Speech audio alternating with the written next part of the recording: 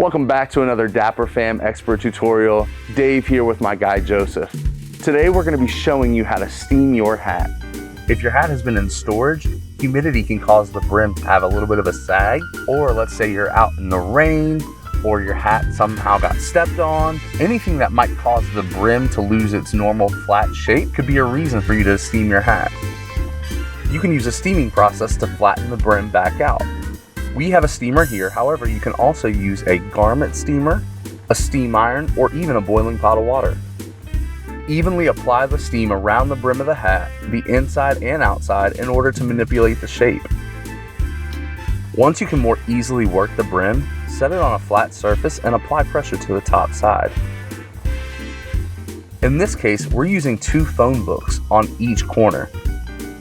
But you can use anything that has a flat surface and weighs a couple of pounds each. Even weight distribution among all sides is very important. After the hat has been sitting for a couple of hours with the weight of those phone books, the brim will be flat and ready to wear.